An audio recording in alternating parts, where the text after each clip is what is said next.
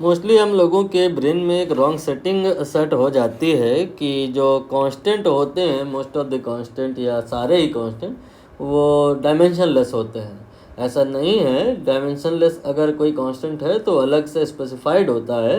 Otherwise जब तक ना कहा जाए, दोनों ही पॉसिबिलिटी हैं, किसी कांस्टेंट का डायमेंशन हो भी सकता है और नहीं भी हो सकता है।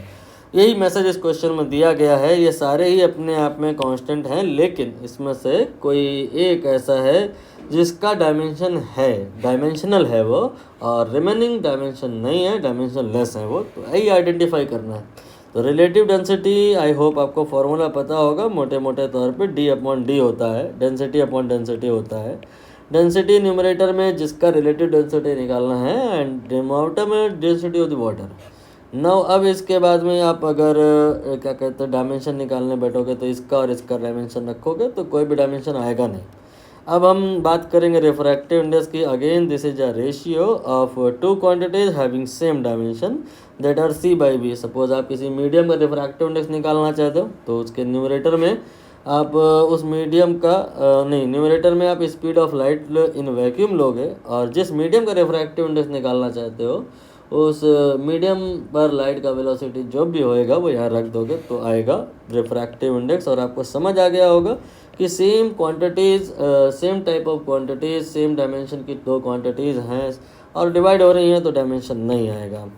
बाकी जो ये मैं एक्सप्लेन किया हूँ little bit about refractive index and relative density, if you not know तो आपको रिस्पेक्टिव चैप्टर में इसका आइडिया मिलेगा। Now we talk about Poisson ratio. तो पॉइजन रेशियो जो होता है, इसमें क्या होता है कि जब आप एक वायर को फोर्स लगा के खींचते हो, सपोज करो वायर आपका लेफ्ट से फिक्स है, नहीं आपको लगेगा भाग जाएगा, भागेगा कहीं नहीं, ये फिक्स है। या तो आपने रिजिड वॉल के थ्रू फिक्स करना है या फिर आपको अपोजिट डायरेक्शन में उतना ही फोर्स लगा के इसे होल्ड करना है। एनीवे ये वायर कहीं अभी फ़िलहाल तो जा नहीं रहा है, आपने इसको खींचा तो इसकी लंबाई बढ़ जाएगी। गौर फरमाइएगा, लंबाई बढ़ेगी, इसका मतलब ये नहीं है कि इसका ओवरऑल वॉल्यूम बढ़ जाएगा। वायर है तो उतना ही मटेरियल ना, तो कंटेंट उतना ही, आपने लेंथ की डायमेंशन बढ़ा दी है अगर, तो लिहाजा वायर पतला हो जाएगा, एरिया कम हो जाएगा। तो एरिया में जो कमी आएगी with respect to original area, ये कहीं ना कहीं डायरेक्टली या इनडायरेक्टली पॉइजन रेशियो से रिलेटेड होता है।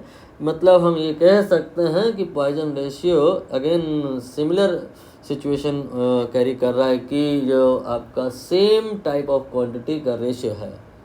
Poisson ratio is a ratio of two quantities having same dimension, again will be dimensionless। तो यहाँ पर ये और ये are dimensionless, and if we calculate gravitational constant definitely you got dimension। दिखा देता हूँ मैं निकाल करके, Gm1 m2 by r square. कुछ लोगों को तो याद रहती है इसकी डायमेंशन, बट अगर आपने नहीं याद है 2-4 बार और निकालोगे तो याद हो जाएगी। F R square upon m1 m2, कोई मतलब नहीं m1 m2 दोनों ही m होंगे।